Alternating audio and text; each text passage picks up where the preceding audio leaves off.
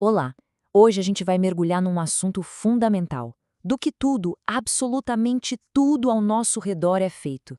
É sobre isso que vamos conversar, sobre a matéria, a própria essência do universo. É uma pergunta gigante, né? Pensa bem, da cadeira onde se senta até o ar que se respira. A resposta para isso tudo, bom, ela está numa jornada incrível pelo mundo da química. Pois é, exatamente a química que desvenda esse mistério. É a ciência que olha para a matéria e tenta entender tudo sobre ela, como ela é, como reage, como se transforma. E é nisso que a gente vai mergulhar agora. Então, vamos lá. Para entender de verdade o que é a matéria, a gente precisa dar um zoom, mas um zoom poderoso. Muito, muito perto mesmo. Imagina essa viagem. A gente parte do mundo que a gente vê, o macro, e vai descendo para o micro. Olha só, começa com uma simples gota d'água. Dando um belo de um zoom, a gente enxerga as moléculas.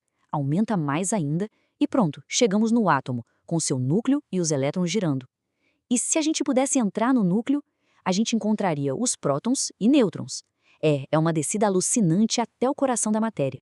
Beleza. A gente já viu do que a matéria é feita, né? Mas e como ela se comporta no dia a dia?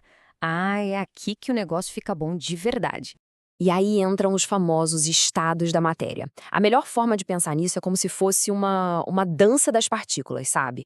No estado sólido, elas estão ali, todas juntinhas, organizadas. Se a gente dá um pouco de energia, tipo calor, elas começam a se agitar, a deslizar umas pelas outras, aí vira líquido. Com mais energia ainda, uau, elas se soltam de vez e viram um gás.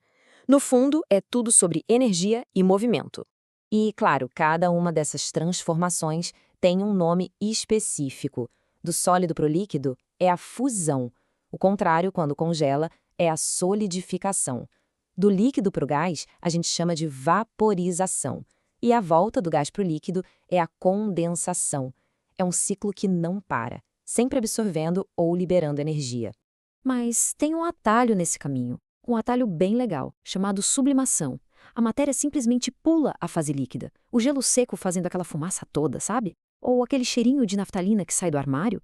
São exemplos perfeitos disso, um sólido virando gás direto. Só que, peraí, falar em vaporização é meio geral. Existem 3 jeitos diferentes disso acontecer. Primeiro, a evaporação. É aquele processo lento, sabe? Tipo a roupa secando no varal. Depois tem a ebulição. Essa é rápida, com bolhas. Acontece numa temperatura certinha, tipo a água fervendo para fazer um café. E por último tem a calefação. Essa é instantânea. É só pensar naquela gota d'água que cai numa chapa bem quente e, puf, some na hora. São 3 processos bem diferentes, mas o resultado final é o mesmo: líquido virando gás. Isso tudo leva a gente para uma pergunta muito importante.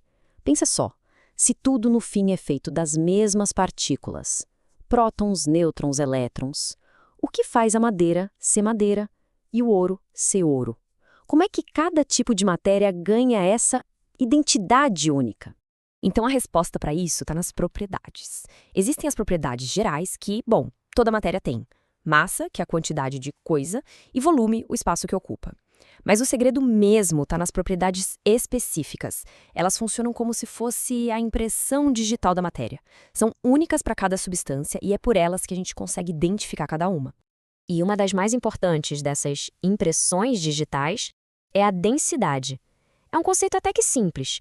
É o quanto de massa ou coisa está espremido num certo volume, num certo espaço. E quando a gente olha os números, a diferença de densidade entre os materiais nossa, é gigante! Dá uma olhada. A madeira tem uma densidade de 0,5. Agora compara com o ouro, que é 19,3. Isso quer dizer que um cubinho de ouro tem quase 40 vezes mais matéria do que um cubo de madeira do mesmo tamanho. É muita coisa! E é por isso que as coisas acontecem do jeito que a gente vê. A madeira, por ser menos densa que a água, flutua. Já o concreto, que é bem mais denso, afunda na hora. A densidade, no fim das contas, explica um monte de fenômenos do nosso dia a dia. Mas calma lá. A densidade não é a única impressão digital que a matéria tem, não. Existem outras 2 que são super importantes também: o ponto de fusão e o ponto de ebulição. O ponto de fusão é aquela temperatura exatinha em que um sólido derrete e vira líquido. E isso é super específico para cada material. A água, por exemplo, derrete a 0 graus Celsius. Tranquilo. Mas o ferro O ferro precisa de mais de 1.500 graus. A diferença é absurda. E a mesma lógica vale para o ponto de ebulição. A água ferve a 100 graus, todo mundo sabe, mas para fazer o ferro ferver e virar gás, a gente precisaria de uma temperatura de 2.800 graus. Essas temperaturas são como uma assinatura química, sabe? Elas não mentem. Certo, a gente já viu os blocos de construção, os estados e as identidades da matéria. Agora vamos dar um passo para trás e juntar todas essas peças do quebra-cabeça. Então, qual é o resumo da ópera? Primeiro, tudo, absolutamente tudo, de uma estrela gigante a um grão de areia é feito de átomos minúsculos. Segundo, o estado desses átomos, se estão como sólido, líquido ou gás, depende da energia que eles têm. E talvez o mais legal de tudo, cada substância tem uma impressão digital só dela, definida por coisas como a densidade, o ponto de fusão e o ponto de ebulição. Essa ideia resume tudo de um jeito perfeito. A química é essa ponte, entre o mundo invisível dos átomos e o mundo real que a gente consegue tocar e sentir todos os dias. E para fechar, fica uma provocação. Se cada substância tem mesmo essa impressão digital química única, o que isso diz sobre a variedade absurda que existe no universo? Fica a pergunta no ar. Quantos outros segredos e propriedades da matéria a gente ainda nem começou a descobrir?